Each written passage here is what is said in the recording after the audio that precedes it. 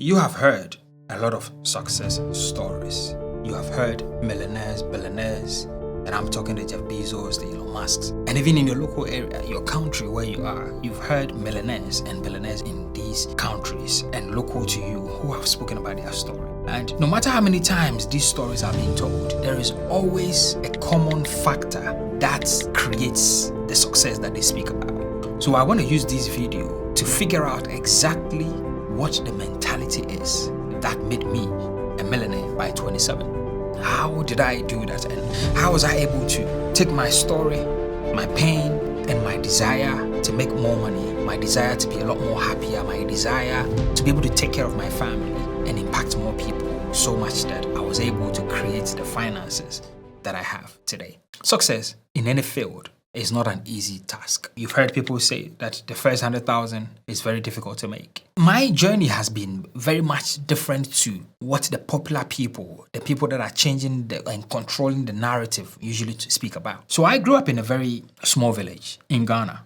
right? And I remember the house that I grew up in, it was a very small single room, essentially. So my parents' bed was in the same room. They had just separated it with a veil. That's it. So their bed was there and who was sleeping on the floor on the other side. There were 4 of us, including me, and then my parents too. And then anytime, my half-brothers will come and visit. I had one half-brother actually. He would join us. There will be a lot more of us. So for me, growing up, it's always been the desire to become better, have more, be more, and be able to do more for myself, my family, and for people. Because of these things that I saw. I actually do remember growing up, I used to learn with lantern because at the time, electricity was not in the village that I was born.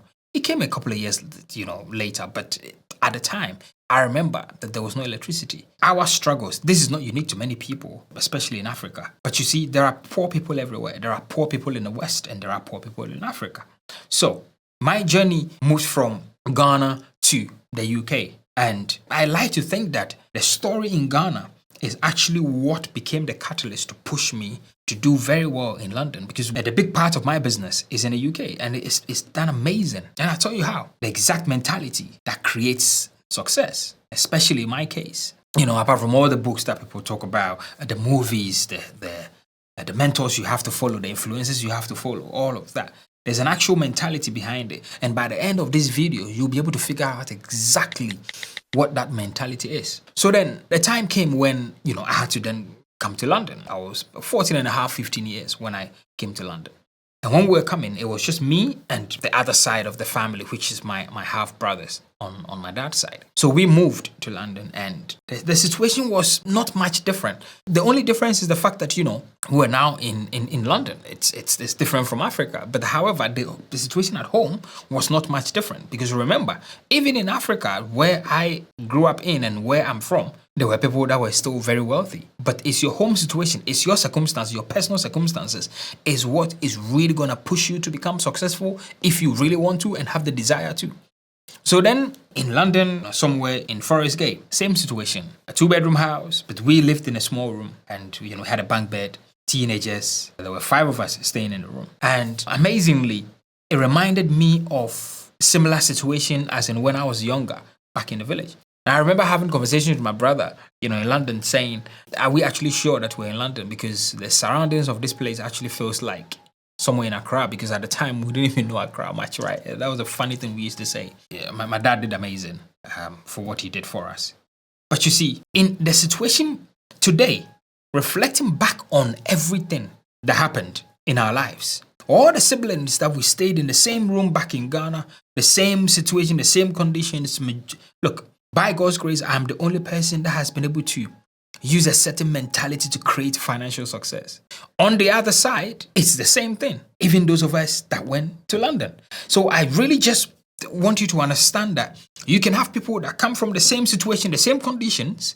Nothing is changed. They have the same upbringing, but how success finds them and how they identify themselves in this world will be completely different. In London, I became very much in search of myself, my financial future, my secured future, and a better version of myself. So I was searching in several ways to be able to go back home and then to help the siblings that I left. So I got into music. I did music for a bit. I went into music purely because I was thinking of that as a way to become financially free, because I was seeing people around me doing music, and I was seeing people around me also playing football. Right, and I wasn't very good at football, so I focused very much on the music. It didn't work out. It certainly did not work out, but it taught me lessons. It taught me very valuable lessons that today has helped also shape the type of way that I think.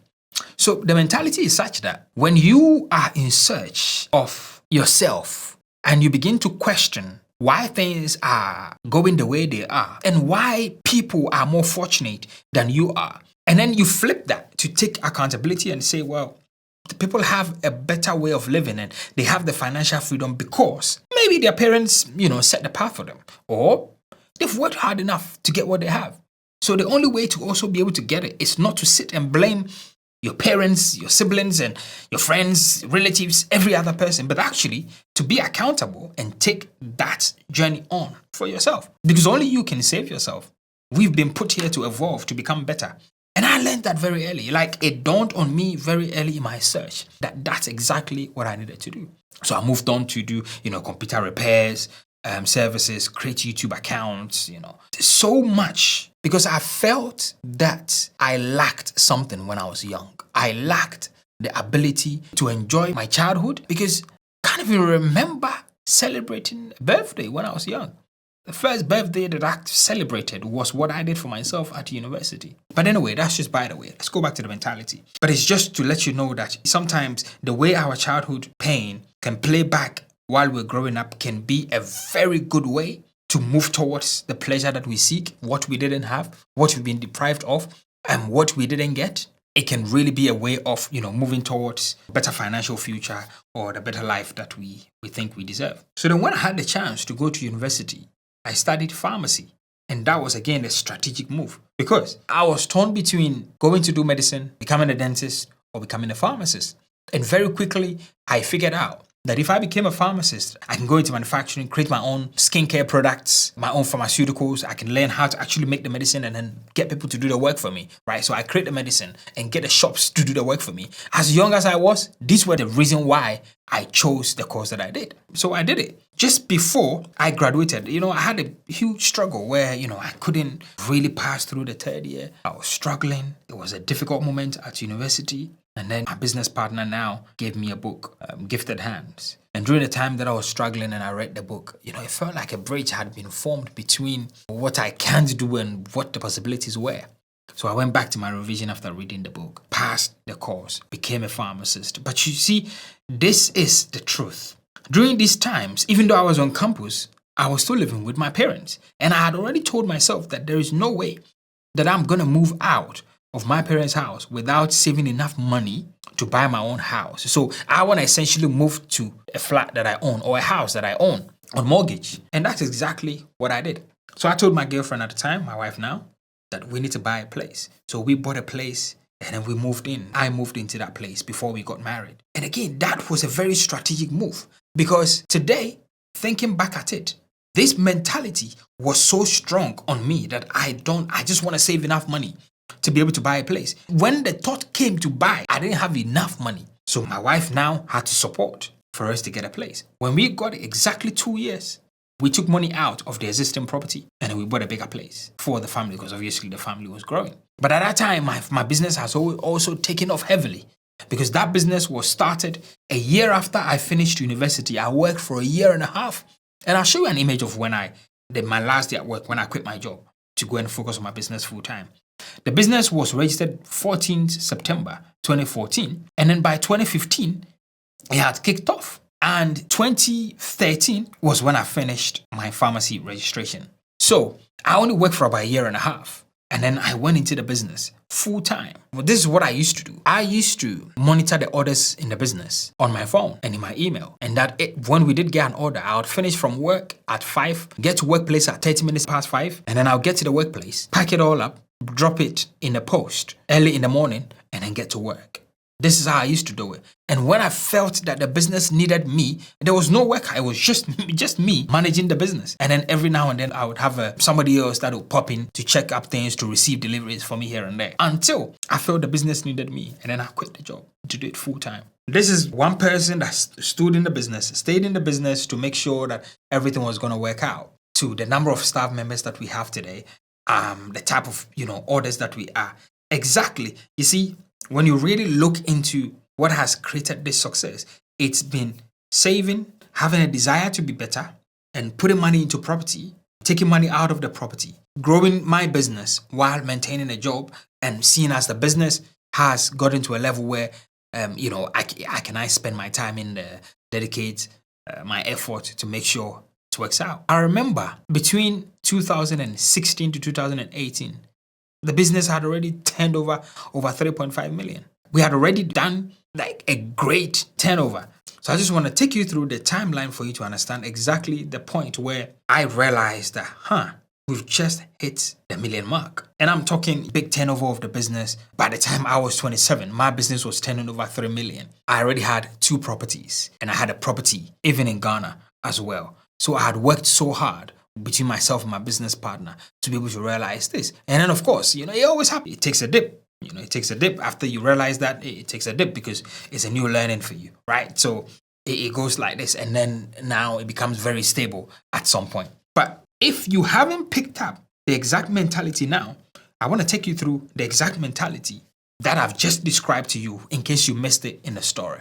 So I sacrificed early comfort, and that was very instrumental in creating the Derek Abaite that many people see now. The life I've been able to give between myself and my wife, been able to give to the children, is because of the sacrifices that we made. That is a deep mentality that people need to have. Eddie used to call it delayed pleasure or delayed gratification, right? But we used to call it delayed pleasure in the sense that let's do the hard work now, and later we'll enjoy. Now we go on holidays, we're able to have, I think this year alone, I've traveled about 6-7 times. I'm able to go to conferences. I'm able to really do the things that I want to do today because of the sacrifice that was made many years ago. And if you're looking for that success, you're looking for the money, you're looking for the extra income to come in, you have to sacrifice something.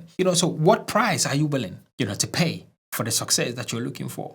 And for most people, they don't want to pay the price, right? They see the glam, they see the beautiful story of every millionaire, billionaire that they see around. But the truth is that they are not willing to pay the price that they have paid to acquire what they have. Even to be able to get my studio, this podcast studio, to the level where it is today, we had to pay a price. It's a price. It's come with the journey. It's come with the process. But unless you are willing to pay that price, eventually you will end up being the price because you're not giving off anything. So you end up being the sacrifice. So you have to learn to sacrifice something. Your desires, your instant gratification has to be dissolved for the bigger picture that you see. The number 2 of the mentality is I also realized that I have to choose ownership over appearances. So I chose to own a property to move in. It was on a mortgage. It helped me to build the finances that we have today. And for many people in the diaspora, especially of African descent, they don't think this way. They don't see it possible to be homeowners very early. And I mean, when we got the first property, I think 2015, I was 25 when we got the first property. 25 when we got the first property. So we did very well at the time to be able to get that property. And then 2 years later, be able to take money out of it. I think at the time when we did the real mortgage, we got about 18 to 19,000 out of it to then buy a bigger property. So I'm saying that if you are looking for the mentality, you are looking for a way to break free from your financial prison, you need to make better decisions. And you need to be willing to quote unquote die for the decisions that you're making for your future. There's one thing I can't take out of this story is the fact that I started early. But how? How was I able to know? How was I able to think through starting early will be an advantage? If you check how fast this world is moving now, as we are speaking now, we're in October. right? The year's gone so fast. I'm not sure when this video is going to be released, but the year goes so fast and things are evolving so fast. When we started in the beginning of the year, AI was a beautiful topic, right? And, people were creating, but now they've created a lot more systems. Today, when you go on the internet, the number of AI systems that you can use and apply for your business, it's ridiculously high. That should tell you how fast people are churning out ideas. So if you don't start early and if you don't move up the ladder early, you're going to be left behind. You really are. And that's the mistake most people do. They think they have time. They think, oh yeah, there's enough time. There's no need to rush.